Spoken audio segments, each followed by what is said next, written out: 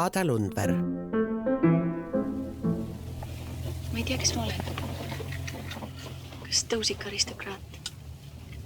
Seltskonnadaam või veel keegi? Ma otsin pidevalt midagi. Mida? Kaljo Kiisk oli esimene filmirežissöör, kes Aada Lundbergit märkas. Ta otsis ja otsis oma filmi Jäljed naispeaosalist. Viimaks oli nii võhmal, et läks estraadi etendusele. Nägi laval Aada Lundbergit ja ütles tema. Aada Lundberg sai päevapealt kuulsaks. Täna on nii vaik. Isegi koer ei haagu.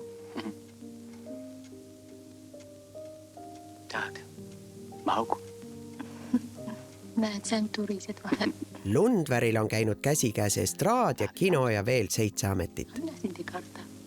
Peale keskkooli lõppu soovis ta minna lavakasse, aga sel aastal kursust vastu ei võetud ja ta maabus kommunari Jalatsi vabrikus pealse lõikaja õpilasena ning mõtles, et selline see minu elu ongi. Ent siis luges ajalehest, et Filharmoonia otsib lauljaid, akrobaate ja meelelahutajaid. Eino Baskin, kes oli komisjoni esimees, vaatas Aadat ja ütles samuti tema. Ja läkski nii, et kui Tõnis Mägi, Vello Orumets ja Laine tuuritasid mööda suurt liitu, oli Lundberg see, kes neid kelmikate vahepaladega sisse ja välja juhatas. Aga publikus oli ka neid, kelle poolest oleks võinud muusika vahelt ära jätta ja demonstreerida vaid Aadat. Tervetuloa minuuttiin. Seuraamaan vuoden 1967 ratkaiseva erä. Sä tuled ju varsti jälle. Lundberg mängib filmides saatuslikke naisi. Meil on jäänud ainult 2 päeva. Jälgedes paneb ta kibestuma ja puituma ühe noore kommunisti. Oi, kuidas tantsin.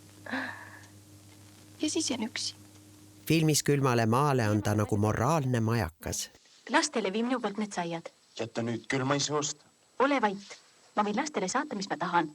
See pole sinu asi. Keskpäevases praamis aga tõeline fuuria.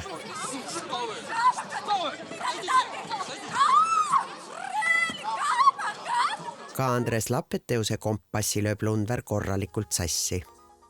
Miks te istu? See 66. aastal linastunud mängufilm oli esimene Eestis, mille juures oli märkus alla 16-aastastele keelatud. Sest siis on poistel ja noorukitel mida oodata.